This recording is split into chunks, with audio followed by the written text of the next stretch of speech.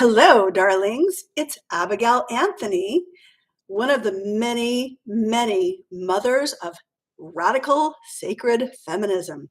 Today, we're celebrating the birthday of Susan B. Anthony. And many of my fans ask me, Abigail, what would Susan B. Anthony say about the current status of human rights for women in the US? Well, if somebody asked me a couple weeks ago, I would have given you a much more dismal response. Because 2 years ago, we ratified the Equal Rights Amendment. It's passed 38 states and also passed the House and Congress in 1972. The secret strategy is that our lawmakers, the US Senate, refused to remove an illegal time limit that was not part of the original document. It was actually placed on there as a pretext. So none of that amendment was not voted on by the 38 states or Congress in 1972. Make no mistake, friends, this is a strategy to keep women down. So we might ask ourselves, why would the US government want to keep women down? Well, if you take away spirituality, self-sovereignty, and you keep a population in fear, you're able to control them. This is happening today just as much as it did in the time of Susan B. Anthony. So when Susan B. Anthony was coming of age, she saw that many women were being abused by their husbands, who basically owned them. So you were either owned by your husband or your father. And we can only imagine the suffering that US women endured.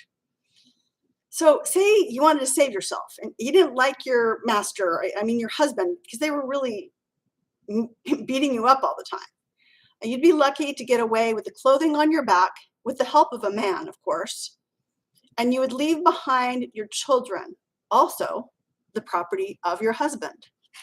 This low level of consciousness at the time was what rooted our Constitution. And as it was a means to alienate women from their soul, and it's a proven strategy to keep us in fear. So this abuse, coupled with a lot of drinking from men and women, led to prohibition. Prohibition was the 18th Amendment that came out of really a need to protect women. Of course, it didn't protect women. And we had prohibition from 1920 to 1933.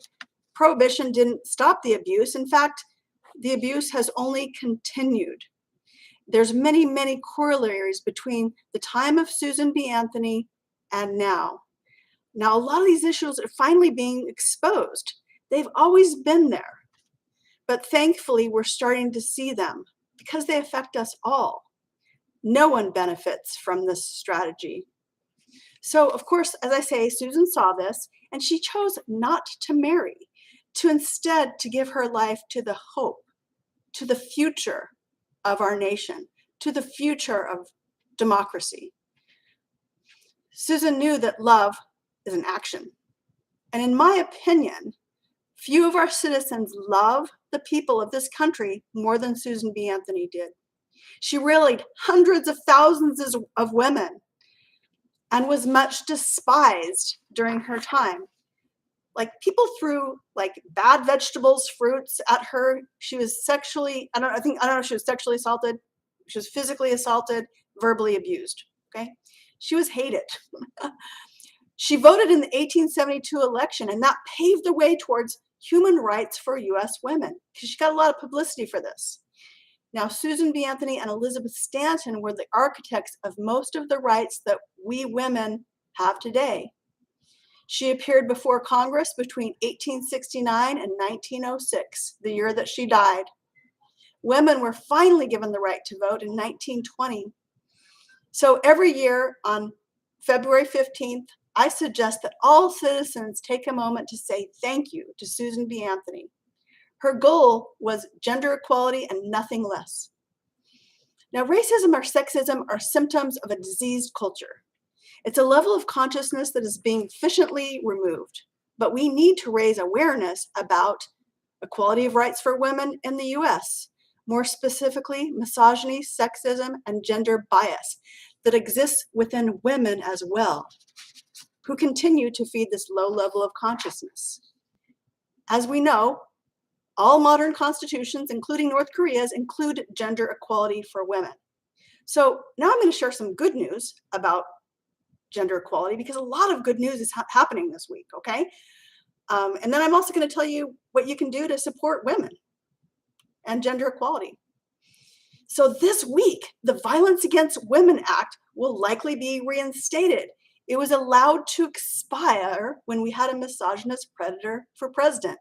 He did a lot to tear down women's rights. We have not yet uncovered, I assure you. Former Fox News anchor Gretchen Carlson was harassed by Roger Ailes. She championed a bill currently on its way to President Biden's desk, promising an end to a practice that prevents victims who experience sexual misconduct, sexual harassment in the workplace from taking their claims to court. I have experienced sexual harassment at my office, and many of my sisters have as well.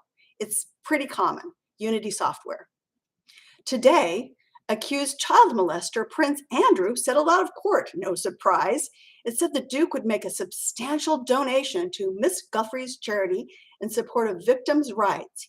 He stated that he never intended to malign Miss Guthrie's character and never intended to have her suffer, and said she was an established victim of abuse and suffered much of unfair public attacks. The Duke also pledged to demonstrate his regret for his association with the late convicted sex offender Jeffrey Epstein, and is supporting the fight against the evils of sex trafficking by supporting its victims. He also commended the bravery of Miss Guthrie and other survivors in standing up for themselves and others, okay? We've only scratched the surface of sex trafficking. Pandora's box is opening. What are we going to do? Okay. The reality, friends, is that the Constitution has laws that protect people like Jeffrey Epstein, Kyle Rittenhouse, Prince Andrew, Bill Cosby, Harvey Weinstein, and more. Don't even get me started on the Me Too and the yoga world. And the fact is, the right to bear arms supersedes the rights of women in our country. This will change with the rise of sacred feminism. We're radicals. We're revolutionaries. Own it. You might ask, what can I do? Well, you can share information about the fact that ERA should be part of our Constitution. We can stop calling ourselves, or women over the age of 18, girls. And you might not think that's a big deal. So it's like, hey, girls' night out, whatever. What's the big deal, Abigail? Well, the big deal is I actually had a conversation with one of my African-American friends, males, and he told me that using the word boy was a strategy by the ill patriarchy to keep African-American men down. They were perpetually immature males, never men. It was a strategy. They use the same strategy with us. So we have to basically reprogram ourselves to love ourselves. Stop calling females over the age of 18 girls. Speak up, show up, and stand up for sacred feminism. It's radical. Stand up for the people, the mothers, the daughters and sisters of this country and would-be democracy. We can have a democracy. Let's raise awareness about human rights for US women. We're the voice for those who have none. When we empower women, we empower all of humanity. The sooner we make ERA as part of our Constitution, the sooner we can get on with peace on earth. And so it is. Thank you.